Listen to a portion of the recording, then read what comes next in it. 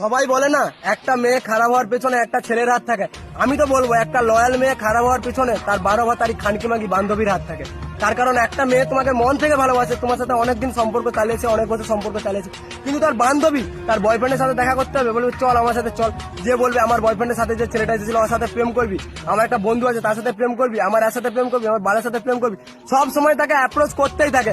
বলবে আমি তো 4 জনের সাথে চলে কোথায় কিছু হচ্ছে না। আরে তোর বয়ফ্রেন্ড কিছু জানতেই পারবে না, দুদিন কথা বলে দেখ, যদি না ভালো লাগে কথা বলতে হবে না। তোর বয়ফ্রেন্ডকে কে বলতে যাচ্ছে, তোর বয়ফ্রেন্ডের ঘর তো অনেক দূরে, সে তো জানতেই পারবে না। আর এমন ভাবে ঠিক একটা মেয়ে কথা বলতে শুরু করে, কথা বলতে বলতে ছেলেটার থাকে এবার লুকোতে শুরু করে। আর একটা মেয়ে যখন একটা অন্য ছেলের সাথে কথা বলে সেটা মেয়েটার ব্যবহারেই বোঝা যায়। বাট মেয়েদের বুদ্ধি আটুতে থাকে, এমন এমন কাজ করে, ছেলেকে ব্লক করে ফোন করবে, ফোন করে বলবে যে বাবা ফোন করছিল, রাত 12টার সময় বলবে যে মাসি ফোন করেছিল তাই অন্য করে ব্যস্ত ছিল।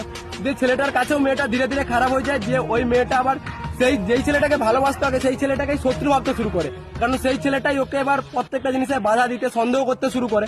দিয়ে ওই মেয়েটা এবার অন্য একটা ছেলের সাথে যখন দেখা করে যখন ওর সাথে কিছু শারীরিক কিছু করে নেয়, করার পর তখন মেয়েটা আগের যে ছেলেটাকে ভালোবাসতো তার সাথে ব্রেকআপ করতে চায়। এভাবেই ধরতে গেলে একটা ভালো মেয়ে, লয়াল মেয়ে, সে খানকিতে পরিণত হয়। আর একটা ভালো ছেলের জীবন যার কোনো দোষ নেই, কিছু